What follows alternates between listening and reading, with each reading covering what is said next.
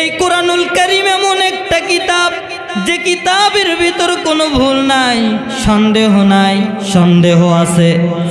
আল্লাহ রাব্বুল আলামিন সূরাতুল বাকারার 2 নম্বর আয়াতে কারিমার ভিতর আল্লাহ বলছেন, যালিকাল কিতাবু লা রাইবা ফীহি হুদাল লিল মুত্তাকিন।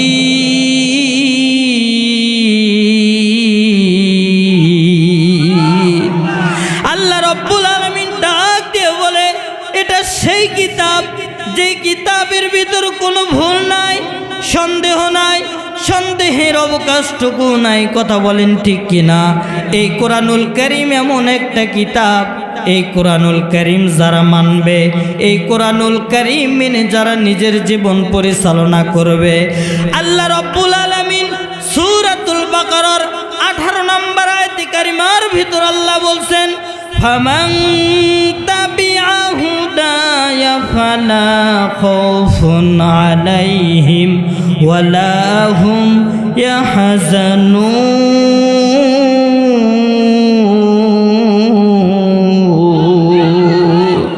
আল্লাহ রাব্বুল আলামিন ডাক দিয়ে বলে, পৃথিবীর ঈমানদারেরা, তোমরা এই কোরআনুল কারীমের যারা ইত্তিবা করবে, এই কোরআনুল কারীমের যারা অনুসরণ করবে, এই কোরআনুল কারীম দিয়ে যারা নিজের জীবন পরিচালনা করবে, এই কোরআনুল কারীম মানার কারণে তোমাদের দুনিয়ার সমস্ত সমস্যাগুলো সমাধান করে দেবে।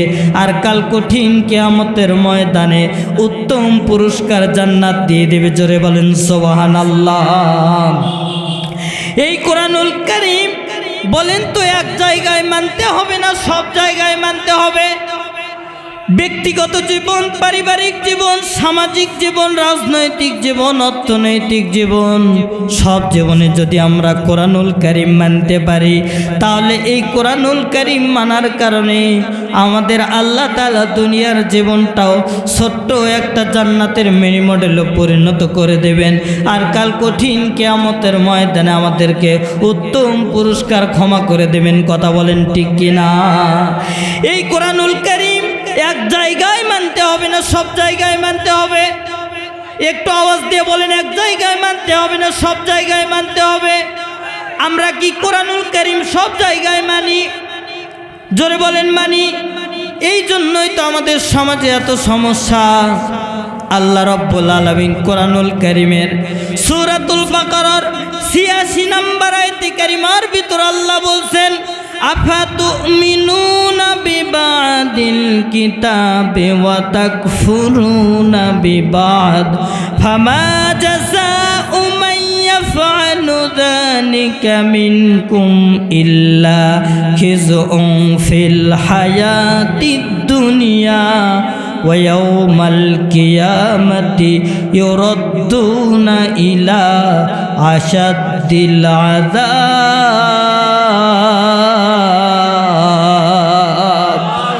আল্লাহ রাব্বুল আলামিন ডাক দিয়ে বলে, পৃথিবীর ঈমানদারেরা, তোমরা যদি আমার কোরআনুল কারীমের এক অংশ মানো আর এক অংশ যদি না মানো, তোমাদের কি পরিণত হবে?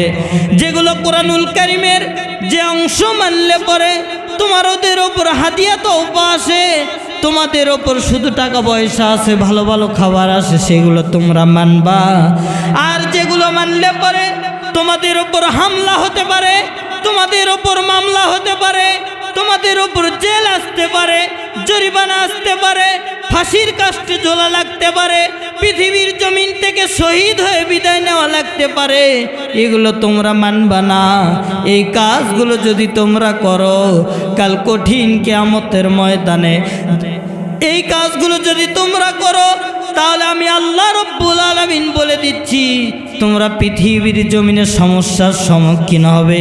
আর কাল কঠিন কিয়ামতের ময়দানে জাহান্নামের নিকৃষ্ট আযাব তোমাদেরকে গ্রেফতার করবে। জোরে বলেন নাউজুবিল্লাহ। তাহলে আজকে আমাদের সমাজে সমস্যা আছে না নাই? বলেন তো, আমরা কোরআনুল কারীম এক জায়গায় মানি না সব জায়গায় মানি? আমরা যে সব জায়গায় মানি না, সব জায়গায় না মানলে যে আমাদের উপর বিপদ আপদ বালা মুসিবত আসবে, আমাদের সমস্যার সম্মুখীন হতে হবে।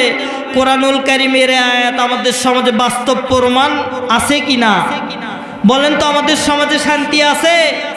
তার মানে আমরা কোরআন যেগুলো মানলে সুবিধা সেগুলো মানি, আর যেগুলো মানলে অসুবিধা সেগুলো আমরা মানি না। এই জন্যই আমাদের এত সমস্যা। আমরা যদি কোরআনুল কারীমকে জিজ্ঞেস করি, কোরআনুল কারীম তুমি পৃথিবীর জমিনে কেন আসলা, কোরআনুল কারীম সুন্দর করে জবাব দিচ্ছে। সূরাতুল ইব্রাহিমের 1 নম্বর আয়াত কারিমার ভিতর আল্লাহ বলছেন আলিফ লাম রা কিতাবুন আনজালনাহু ইলাইকাল কিতাবা লিতুখরিজান নাসা মিনাজ-যুলুমাতি ইলান নূর।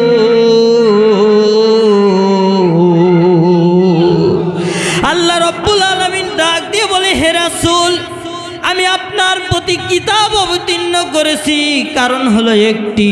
জোরে বলেন কয়টি? এই কোরআনুল কারীম দিয়ে আপনি অন্ধকারে নিমজ্জিত থাকা মানুষগুলোকে অন্ধকার থেকে জান্নাতের পথে নিয়ে আসবেন। এজন্য আমি আল্লাহ আপনার ওপর কিতাব অবতীর্ণ করেছি। জোরে বলেন সুবহানাল্লাহ। এই কোরআনুল কারীম যখন নাজিল হয়েছে সেই সময়ে সমাজের অবস্থার দিকে আপনি লক্ষ্য করুন।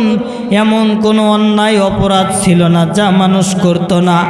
চুরি, ডাকাতি, জিনা, ব্যভিচার, দুর্নীতি, অন্যায়, নারী দর্শন, মানুষ খুন, এমনকি নিজের মায়ের সঙ্গে জিনা করা কেউ তারা অপরাধ মনে করত না। ঐতিহাসিকগণ বলেছেন দ্য এজ অফ ইগনোরেন্স, বাংলায় বলা হয় অন্ধকারের যুগ, আরবিতে বলা হয় আয়ামে জালিয়ে যুগ। কতটা খারাপ যুগ ছিল সেই যুগের মানুষগুলো, কত খারাপ ছিল। আমি একটু ছোট্ট উদাহরণ দিয়ে আপনাদের কি বোঝাবো?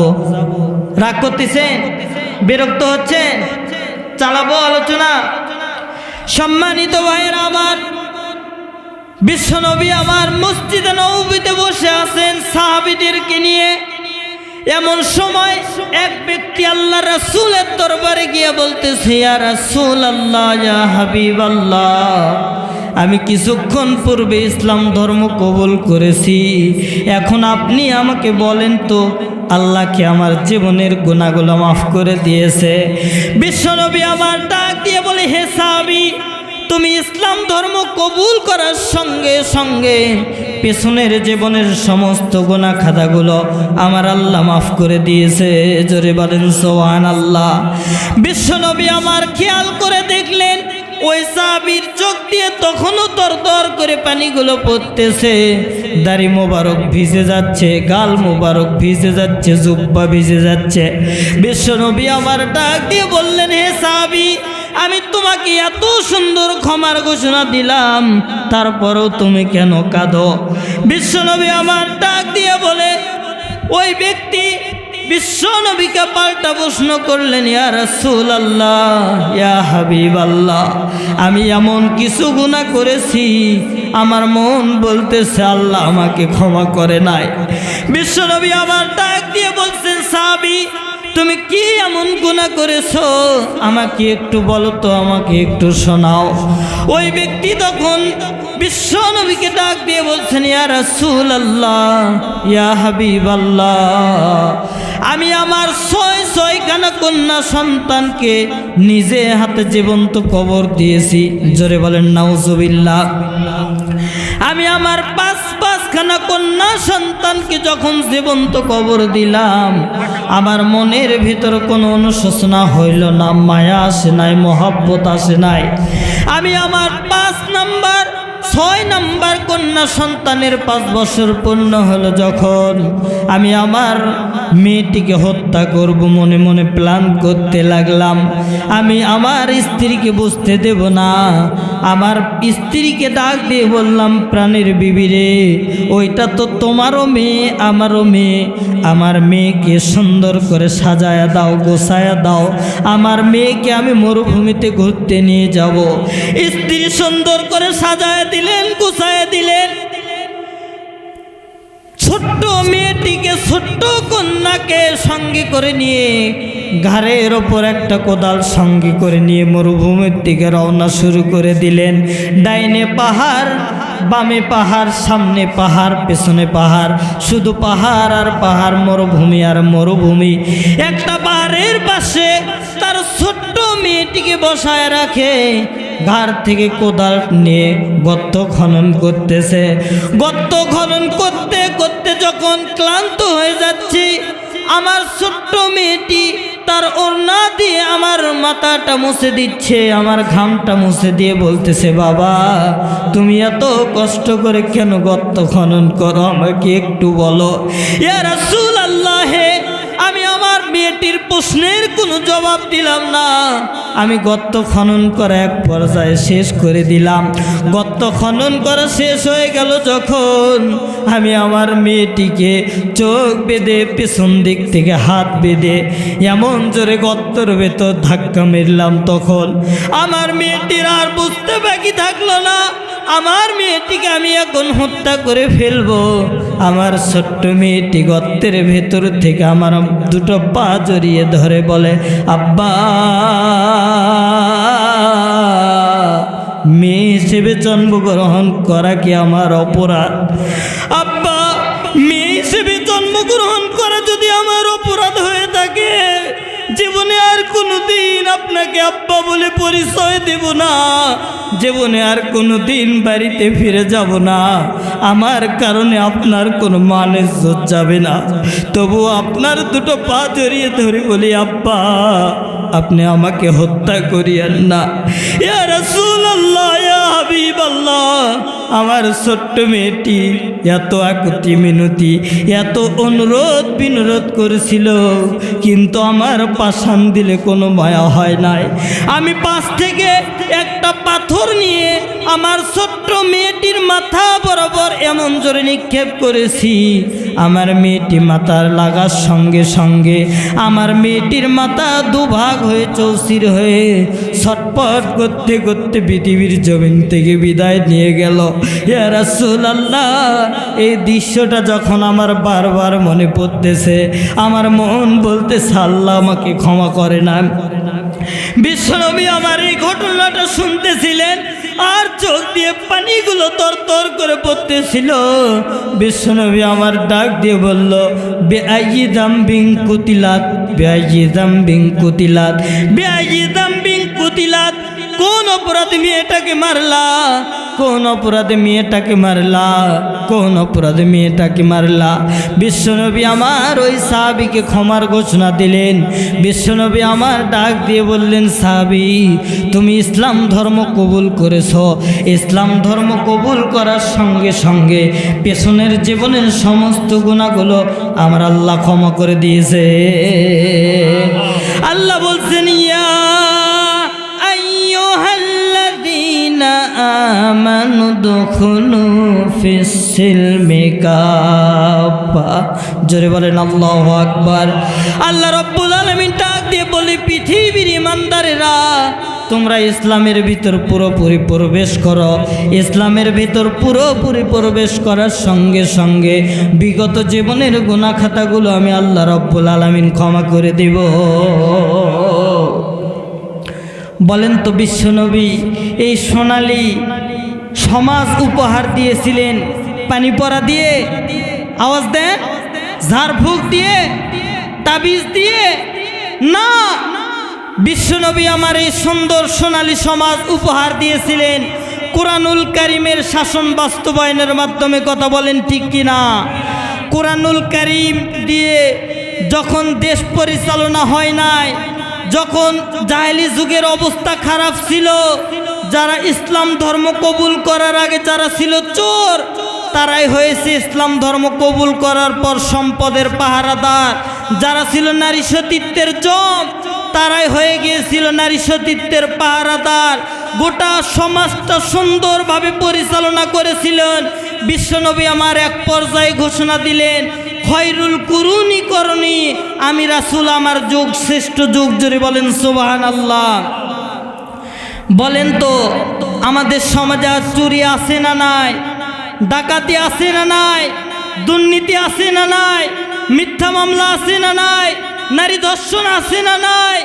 আজকেও যদি আমাদের সমাজ থেকে চুরি মুক্ত করতে চান, দুর্নীতি মুক্ত করতে চান, নারী ধর্ষণ বন্ধ করতে চান, জিনা বন্ধ করতে চান, মিথ্যা মামলা বন্ধ করতে চান, অন্যের জমি অন্যায়ভাবে মেরে খাওয়া বন্ধ করতে চান, অন্যায়ভাবে আরেকজনের নামে মিথ্যা মামলা বন্ধ করতে চান, কোরআনের বিকল্প কোনো পথ খোলা নাই। কথা বলেন ঠিক কিনা? আজকে যে আইন দিয়ে আমরা বিচার করতেছি এটা হলো আমাদের নিজেদের তৈরি করা আইন। কথা বলেন ঠিক কিনা? ধরতেছি চোর, স্লিপকে হচ্ছে ডাকাত। কথা বলেন ঠিক কিনা? আজকে যদি কুরআনুল কারীমের সূরা মাইদার ৩৮ নম্বর আয়াতে কারিমা দিয়ে যদি সুপ্রিম কোর্ট থেকে জজ কোর্ট পর্যন্ত বিচার করা হতো, যেই দেশের গরিব মানুষেরা ধনী মানুষের সাততলা থেকে ফেলে দেওয়া খাদ্য ডাস্টবিনে কুত্তার সঙ্গে ভাগাভাগি করে খায়, যেই দেশের নারীরা সামান্য কয়েকটি টাকার বিনিময়ে নিজের ইজ্জত পর্যন্ত বিক্রি করে দিয়ে পেটের ক্ষুধা নিবারণ করে, যেই দেশের গরিব মানুষেরা শীতের সময় মাত্র একটি কম্বলের অভাবে মারা যায়, এই দেশে যারা ওসি, এসপি, ডিসি, আমলা কামলা, সচিব আর মিনিস্টার হয়ে যারা কোটি কোটি টাকা দুর্নীতি করে, সূরা মাইদার ৩৮ নম্বর আয়াতে কারিমা দিয়ে যদি একটি চোরের হাত কেটে দেওয়া হতো, আর এটা যদি খবরে ৩৬টি টিভি চ্যানেলে যদি খবরের 5 মিনিট পর পর